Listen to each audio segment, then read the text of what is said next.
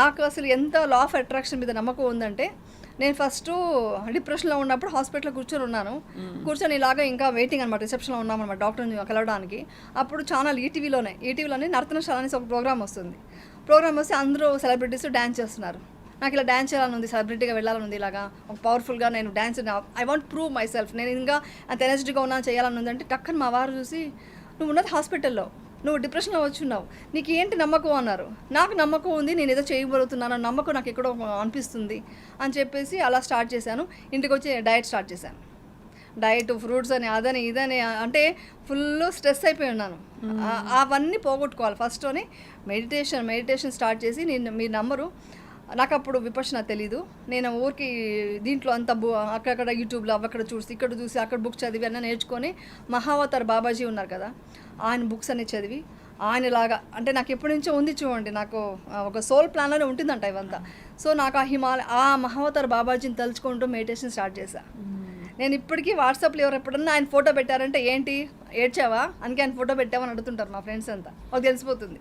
So అలా start చేసుకుంటూ meditation చేసుకుంటూ, ఐ వాంట్ టు వర్క్, నేను ఏదో సాధించాలి, ఏదో చేయాలి. అంటే you fat your depression like that. Yeah, అలా బయటకు వచ్చాను నేను వచ్చాను. ఒక టాబ్లెట్ తీసుకుంటూ ఒక డాక్టర్ దగ్గరికి వెళ్ళలేదు. నాకు నేనే మోటివేట్ చేసుకుంటూ మెడిటేషన్ 6 hours మెడిటేషన్ చేసేదాన్ని. అంటే పిల్లలు వెళ్ళిపోయాక ఏం చేస్తాం, ఇంకా ఆ టైం అంతా నేను ఇలా చేసుకున్నాను. ఏడుస్తూ కూర్చోంటే అవ్వదు, తెలిసిపోయింది. ఇంకా ఇది ఏ సంవత్సరంలో యమున? 2011లో ఇన్సిడెంట్ అయిందా. 2012 నుంచి స్టార్ట్ చేసి 2013 అంతా నేను స్ట్రాంగ్ అయిపోయాను. 2014 అంతా నేను ఇండస్ట్రీకి వచ్చాను మళ్ళీ. అంటే ఎందుకు అనిపించింది ఇంకా ప్రపంచాన్ని వదిలి వెళ్ళిపోదామని అంత దారుణమైన థాట్? అంటే ఏంటి అవమానాలు, ఎప్పుడు తప్పు చేసేది వేరే అండి, ఏమీ చేయకుండా ఏమీ లేకుండా అంటే ఒక లొకేషన్లో ఒక్క బ్యాడ్ వర్డ్ మాట్లాడితే నేను చాలా రెబల్గా ఉంటాను. ఎలా మాట్లాడతావు, అలా మాట్లాడకూడదు, నా లొకేషన్లో డిసిప్లిన్ ఉండాలి. ఇప్పటికీ నేను అలా నడుచుకుంటున్నాను. నా లైఫ్లో ఇంత బ్యాడ్ ఉంటే నేను ఎవరికి మోటివేట్ చేయాలి, ఇంకా నా పిల్లల్ని ఏమని చెప్పాలి, నేను ఎలా పెంచాలి, అది వస్తుంది కదా ప్రాబ్లం. అక్కడ నాకు వద్దు అని అయిపోయింది నా వల్ల. అంటే నాకు టైం లేదు, నాకు ఎవరు సపోర్ట్ చేసేవాళ్ళు లేరు. ఫ్యామిలీ అంటే వాళ్ళే బాధలో ఉన్నప్పుడు వాళ్ళని వెళ్ళి నేను ఏమంటాను, నాకు సపోర్ట్ చేయండి, నేను ఇలా ఉన్నానని చెప్పలేను. వాళ్ళని ఇంకా నేను స్ట్రాంగ్ చేసుకోవాలి. ఇలాంటి సిచ్యువేషన్లో ఎవరు రాలేదండి. ప్రామిస్ చెప్తాను, చాలా తక్కువ మంది వచ్చారు. ఇంకొకరు చెప్తే ఒకరు బాధపడతారు కాబట్టి ఎవరు వచ్చారు ఎవరు పోయారు చెప్పను. తక్కువ మంది బంధువులు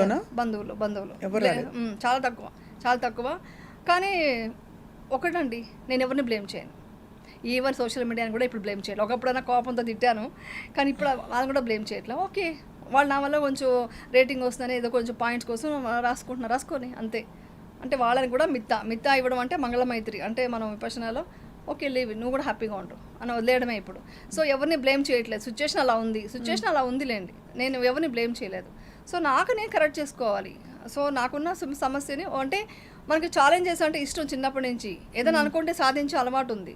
సో అందుకే నాకు ఇచ్చారేమో భగవంతుడు, నువ్వు ఏం సాధిస్తావు, నువ్వు ఎంత స్ట్రాంగ్గా చూద్దామని టెస్ట్ చేస్తున్నారేమో అనుకొని అక్కడి నుంచి లైఫ్ స్టార్ట్ చేసి డైట్ చేసుకుంటూ తర్వాత వచ్చి షూటింగ్స్కి వెళ్ళాలన్నప్పుడు పిల్లలకి నేను వదులుకోకూడదు కదా. మార్నింగ్ లేచి 5 o'clock లేచి వాళ్ళకి వంటలు చేసేసి బాక్సులు సరిదేసి అన్నీ చేసి షూటింగ్ వెళ్ళి మళ్ళీ షూటింగ్ చేసుకొని ఇంటికి వచ్చి మళ్ళీ వాళ్ళని కేర్ తీసుకుంటూ, ఒక్కొక్కసారి వాళ్ళు తర్వాత నేను బోర్డింగ్ స్కూల్లో వేయాల్సి వచ్చింది. అంటే 10th standard అన్నప్పుడు కొంచెం ఎడ్యుకేషన్ ప్రాబ్లం అవుతుందని, అంటే అప్పుడు వేస్తే ఫోన్లోనే మాట్లాడుతూ మోటివేట్ చేసేదాన్ని.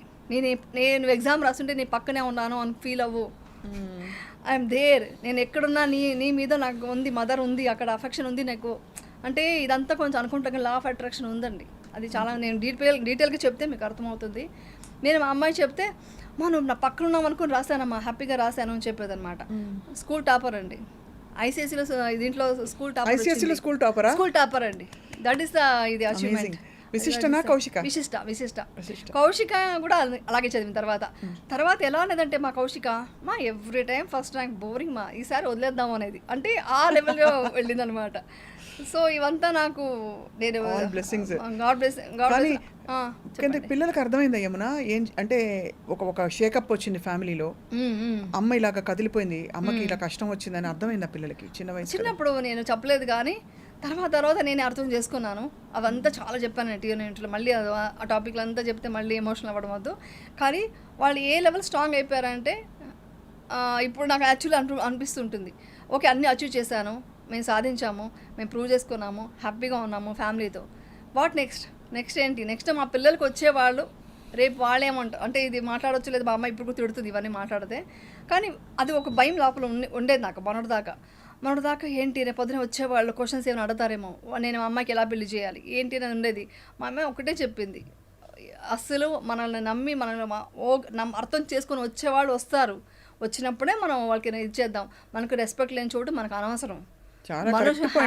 మనం సెల్ఫ్ రెస్పెక్ట్తో ఇంత స్ట్రాంగ్గా మనం ఎవరి మీద డిపెండ్ అవ్వకుండా ఉన్నాను నేను. తను ఇప్పుడు వర్క్ చేస్తుంది ఇండివిజువల్గా, తను మంచి అవార్డు తీసుకుంటుంది కూడా ఒక ఆఫీస్లో దీంట్లో. సో నేను ఆ పొజిషన్ ఉండేటప్పుడు ఎందుకు ఎందుకు ఎందుకు బాధ అవుతావు, ఎందుకు పట్టించుకుంటావు వేరే వాళ్ళ గురించి, అలా అంత స్ట్రాంగ్గా ఉన్నారు ఇప్పుడు. బాగా అర్థం చేసుకున్నారు పిల్లలైతే, చాలా స్ట్రాంగ్గా ఉన్నారండి. నాకంటే స్ట్రాంగ్ వాళ్ళే యాక్చువల్. నేనే కొంచెం సడన్గా ఎంతైనా మదర్ కదా, కొంచెం ఒక స్టెప్ వెనక్కి వెళ్ళినా మళ్ళీ నాకు పుష్ ఇస్తారు వాళ్ళు. సో అదనమాట. కానీ గ్రేటెస్ట్ థింగ్ అంటే మామూలు వ్యక్తులు సోషల్ మీడియా ప్రేక్షకులు ఎవరన్నా అంటే కూడా చూసి చున్నట్టు వదిలేయచ్చు. కానీ మీ ఫ్యామిలీ అంటే ఎవరి కోసం అయితే మీరు సినిమా ఇండస్ట్రీకి రావాల్సి వచ్చిందో వీళ్ళందరూ కూడా బహుశా మీకు ఇవ్వవలసినంత సపోర్ట్ ఇవ్వలేదని వినికిడి. అవును, నిజమే. యాక్చువల్లీ ఏంటంటే చిన్నప్పటి నుంచి నాది త్యాగం. అంటే నేను ఇప్పుడు త్యాగం ఇప్పుడు అనకూడదు, మనం కోరుకొని వచ్చాము. ఇప్పుడంతే ఒకప్పుడు అనుకునేదాన్ని, ఇంత కష్టపడ్డాను, ఇంత ఫ్యామిలీ కోసం చేశాను, నన్ను ఎవరు అర్థం చేసుకోవట్లేదని. ఇప్పుడు అవంతా అనుకోవట్లేదు. ఎలా అంటే మనం ఏదో విధంగా మనం సాయం చేసాము, మళ్ళీ దాన్ని ఎక్స్పెక్ట్ చేస్తున్నామంటే అది స్వార్థం అవుతుంది కదా. సో మనకు దేవుడు ఎక్కడి నుంచో మనకు లైఫ్లో బాగున్నాం కదా. సో మనం చేసిన సాయం ఎక్కడా పోలేదు, అందరూ బాగుండాలని కోరుకునేదాన్ని చిన్నప్పటి నుంచే అండి. అందరూ బాగుండాలని కోరుకుని ఫ్యామిలీ కోసమే ఇండస్ట్రీకి వచ్చింది. నేను ఫ్యామిలీ కోసమే ఫ్యామిలీ బాగుండాలని కోరుకున్నా, బాగున్నారు, అందుకు హ్యాపీ పడతాను. అంటే you wanted to settle everybody down, అంతే. అదే ఉండేది నా మైండ్లో. ఇప్పుడు అదే పోరాటమేనండి. అది ఏ టైంలో ఇది ఉందా కానీ చిన్నప్పటి నుంచి. యమునకి ఏం కావాలి అని ఎప్పుడైనా అడిగారా? యమునకి ఏం కావాలి? ఇంత మంచి క్వశ్చన్ అడిగారండి. మీరు నన్ను ఎమోషనల్గా కనెక్ట్ చేయాలని చూడకండి మీరు. ఇంతవరకు మా పిల్లలు తప్ప ఎవరు అడగలేదు. అంటే మా హస్బెండ్కు తెలియదు ఏం అడగాలి అని, తెలియదు ఆయనకి. అంత ఇస్తున్నాం కదా అని అనుకుంటారు. నీకేం కావాలి అని అడిగింది మా మదర్. కొంచెం అడిగారు, మా మదర్ అడిగారు, తర్వాత మా పిల్లలే అండి. ఇంకెవరు వచ్చి ఇంకా వాళ్ళని అడగరు. ఎందుకలా మీరు అడగలేదు? మీరు అడిగి ఎందుకు? ఒక్కసారి మీరు లా ఆఫ్ అట్రాక్షన్ నమ్ముతారు కదా. అవును, విపశ్యనాని చేశారు కాబట్టి ఇవాళ రోజున ఈ జీవితం నాకు ఒక ఆపర్చునిటీ, నాకేం కావాలి అని మిమ్మల్ని మీరు అడిగితే వచ్చే సమాధానం ఏమన్నా? ఇప్పుడు నాకేం కావాలి అని అడిగే పొజిషన్ దాటిపోయి నాకేమీ వద్దు అని వదిలేసుకున్నాను. ఇప్పుడు ఎందుకు అడుగుతాను? ఇంకా నాకేమీ వద్దు. ఇంకా నాకు నగల మీద, చీరల మీద, ఇప్పుడు ఏదో వచ్చానంటే ఇంటర్వ్యూ కోసం నేను ఇప్పుడు సన్యాసం గెటప్ వేసుకుని ఏదో వేసుకొని వస్తే మీరు డిస్టర్బ్ అవుతుంది. నాకు డిస్టర్బ్ చేయడం ఇష్టం లేదు. కాబట్టి ఏ ఫంక్షన్కి వెళ్ళినా అలా రెడీ అవుతాను. కానీ కొంతవరకు నాకు జ్యువెలరీ మీద ఇంట్రెస్ట్ పోయింది. హౌసు, బంగ్లాలు, కార్లు ఏమీ లేదు, నథింగ్, ఏమీ లేదు. ఉన్నది ఉన్నట్టుగా లైఫ్ని చూస్తూ, ఓకే ఇది దక్కిందా ఈరోజు, ఓకే నాకు ఈ ఫుడ్ దొరికింది, ఈ ప్లేట్లోకి నాకు ఈరోజు ఈ ఫుడ్ వచ్చిందంటే దీని వెనకాల ఎంతమంది ఒక గ్రాటిట్యూడ్తో నేను భోజనం చేయాలి. నాకు కావాల్సిన 2 పూట్ల భోజనం అండి. నాకేం కావాలని అడిగారు కదా, నాకు కావాల్సిన 2 పూట్ల భోజనం, మేము మెడిటేషన్ చేసుకోవడానికి ఒక ప్రశాంతమైన ఒక ప్లేస్, అంతే. ఇంకేమీ కోరికలు లేవు. అందుకే హ్యాపీగా ఉన్నాను అసలు. అది మోస్ట్లీ నాకు ఇవన్నీ నాకు ముందే తెలియాలని ఉన్నట్టుందండి. అందుకే నేను ఇప్పుడు ఒకటే అనుకుంటా, ఈ ఎన్ని ప్రాబ్లమ్స్ అంతా వచ్చేదంతా మనం ఇవన్నీ తెలుసుకోవడానికే అనిపిస్తుంది నాకు. లేకుంటే ఏమి తెలియకపోతే, నా కష్టమే తెలియకపోతే నేను ఎందుకు బుద్ధుడి మార్గంలో వచ్చి ఉంటాను? నేను ఇది ఈ మార్గంలోకి ఎందుకు వచ్చి ఉంటాను? ఇంత డీప్గా ఎలా వెళ్ళగలను? ఒక్క 10 days కోర్స్లోనే నేను ఏమంటారు చాలా డీప్గా వెళ్ళిపోయాను. చాలా డీప్గా. అంటే మీకు దాని గురించి తెలిసి ఉంటే ఏమంటారు, అసలు ఫస్ట్ విపర్శన అంటే ఏంటి చెప్తాను. ఆఫ్ కోర్స్ విపర్శన అంటే ఏంటో చెప్పేలోపు, బికాజ్ అది చాలా పెద్ద సబ్జెక్ట్, నాకు ఇష్టమైన సబ్జెక్ట్ కాబట్టి. అసలు ఫండమెంటలీ ఒక కోర్ ఏరియా, ఇప్పుడు ఫర్ ఎగ్జాంపుల్ ఎవరైనా వచ్చి మీ చీర ఎర్రగా ఉందన్న అనుకోండి, మీరు బాధపడరు, ఎందుకంటే అది ఎరుపు కాదు, అది వైలెట్ అని మీకు తెలుసు కాబట్టి.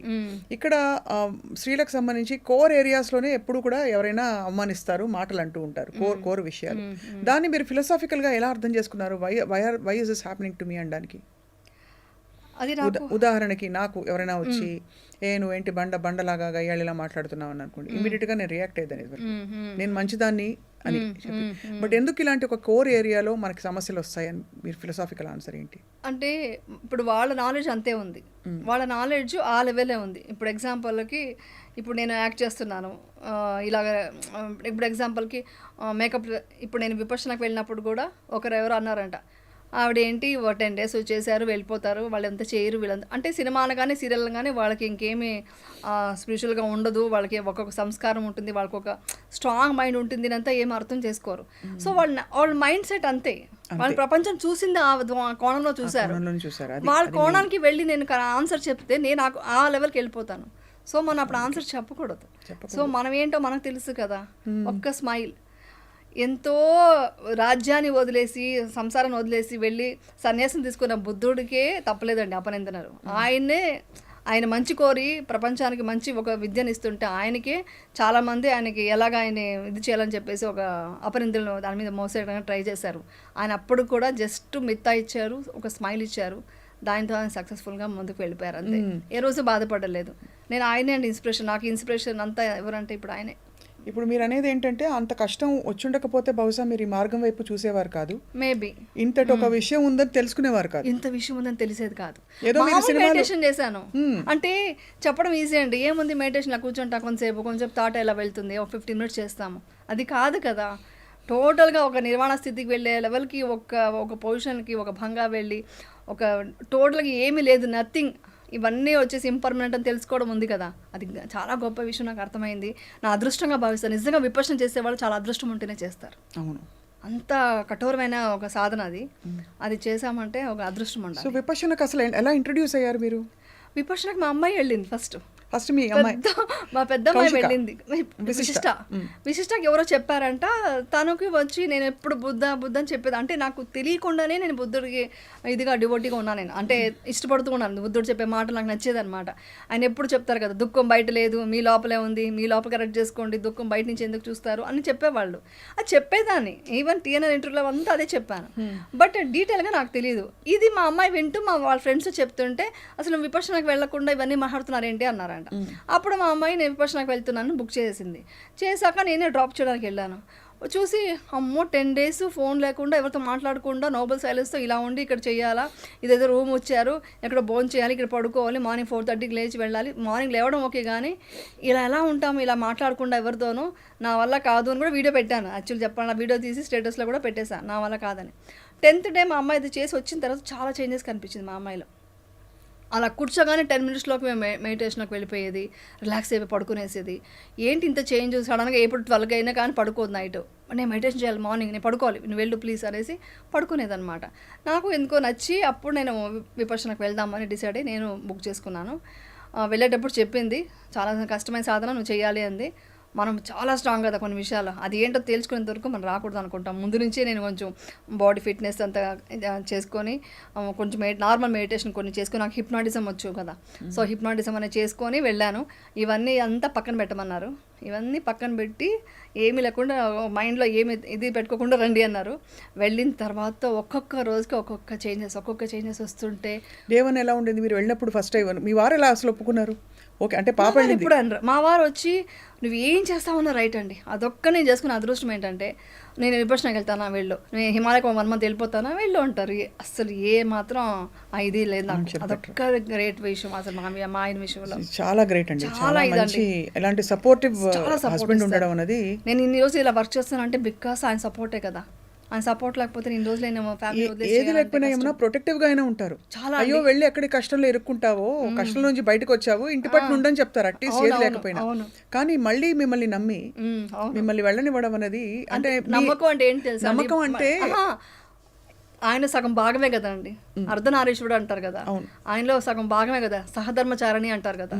సో అదే కదా, సో ఆయనకి ఏంటో ఆయన మొత్తం ఆయన బాడీ దేహంలో నేను మాకు మనిషి అయినప్పుడు నేనంటే ఆయనకి ఏమిటో తెలుసు కదా.